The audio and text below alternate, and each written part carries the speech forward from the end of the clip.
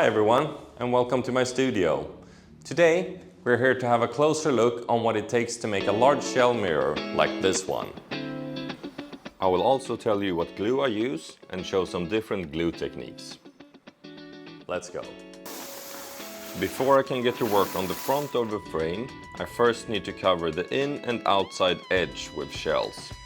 For the outside, I've chosen these dark limpet shells in combination with black lava sand. And for the inside of the frame, I choose to work with these small pointy box mussels. To make sure the mirror fits, I use the Dremel to sand off any parts protruding over the back edge. When the edges are dry, I can continue to the front of the frame. To start with, I got these large polished pen shells. They will be one of the defining shells of the frame. As I'm sketching, I continuously check that all sides of the frame are kept in balance. The frame I want to create today has a rustic, dark look with individual contrasting shells. I would also like to create the feeling of movement in the frame by pointing all the shells in the same direction. I continue to bring new shells to the table that I think will fit with the theme of the frame, like these pink turbos. And these purple saddle oysters, another one of the defining shells of the frame. I also really like these large green seed capsules, but they're a bit too big and damn, they're sturdy. I think I'll need some help for this.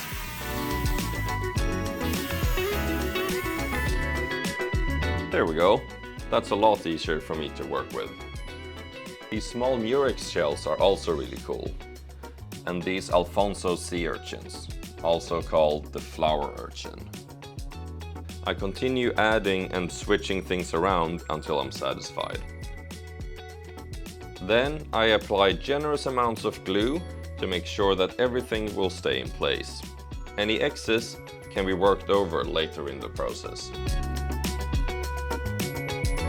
As I go around the frame, I constantly find new places for shells. To fill these, I continue to bring out new shells to be used, and this time it's the medium-sized ones.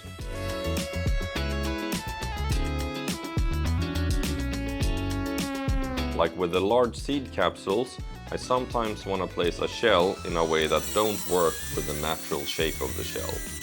Here I'm giving this polished Paua shell from New Zealand some motivation to fit how I want it.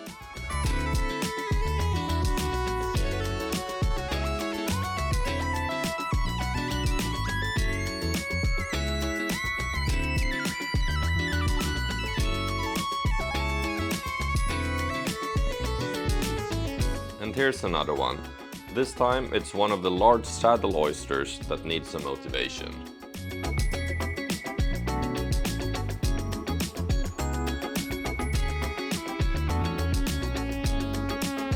There we go.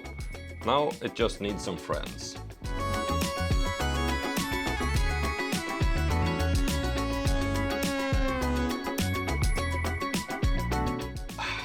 Coffee break.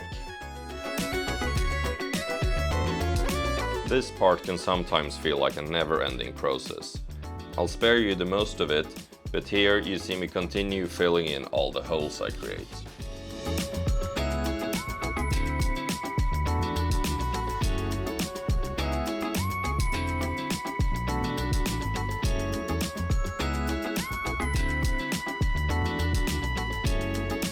I slowly use smaller and smaller shells and work over the large ones to create depth in the frame.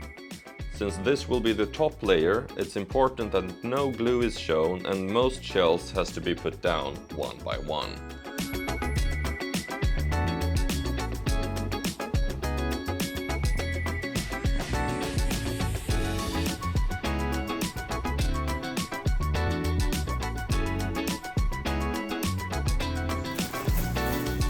Look at these seriffium shells. Pretty cool, right? Let's see how a small cluster of them looks like. To create this, I dip the base of the shell in glue before I place them down one by one. The most common question I get about these frames is what glue I use to create them. And the answer is pretty simple. It's our own shell glue. I spent the last 5 years creating shell art, and this is by far the best.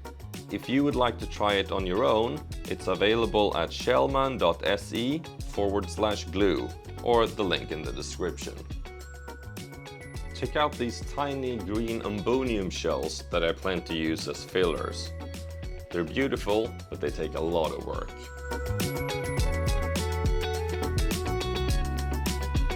I used this old dentist tool to flip them over, or place them one by one, since I want the front of the shell to be facing upwards.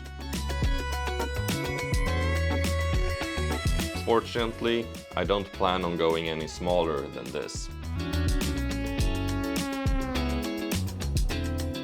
Look, I found the perfect spot for this scorpion shell, but there's something preventing it from the perfect fit. Ah, there we go. This phase of the work, that I call the detailing phase, is by far where I spend most of the time.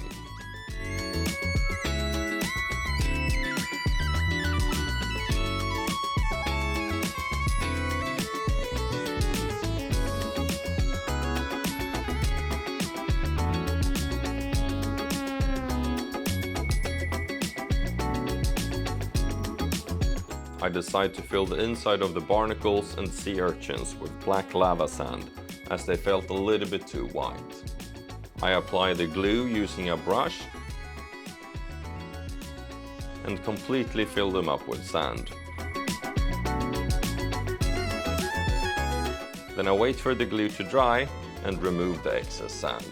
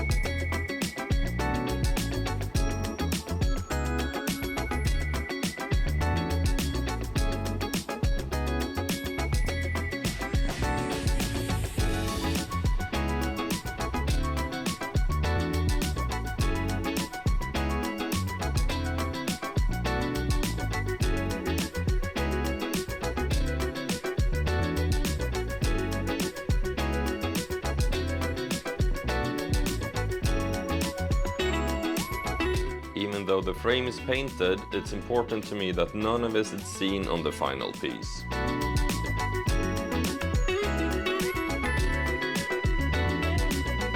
Let's clean this up and take a final look at it. During the final check, I find this murex shell to be taking a little bit too much attention at the top, and I decide I need to replace it. As you see, the glue is really strong once it's dried, and I have to work with the chisel to remove anything. I removed the other one because it felt too big, so now I'm trying to find one that will have the right fit. There we go. With the front finished, I can flip the frame over and install the mirror. I struggled with the frame for a bit before I realized that it's too heavy for me to flip on my own, and I'll need to wait for some help. Touch up on some sand and wrap up by mounting the mirror and backside.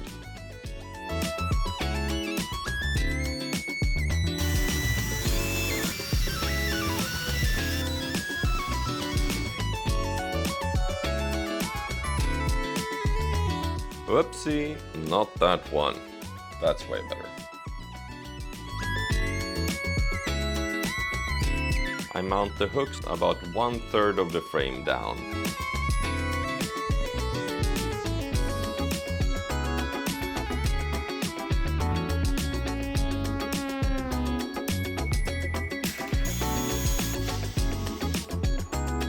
Then I double up on the hanging wire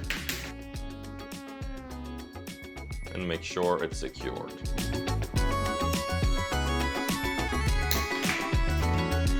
What would you have named this frame? Let me know in the comments. I decided on dark circle, and I hope you will enjoy it as much as the client did. This commission was ordered a couple of months ago and is now finally ready to be delivered next week. I'm super stoked. The client had been looking at a few of my previous works and found a dark rustic frame that she really liked. However, that one was already sold, so I told her, let me make a new one for you and I'll make it really special. And here we are. This frame was ordered as a commission and took me about 150 hours to complete, over a month's time. If you'd like to see more shell art or order your own shell mirror or wall decoration, visit shellman.se, link in the description.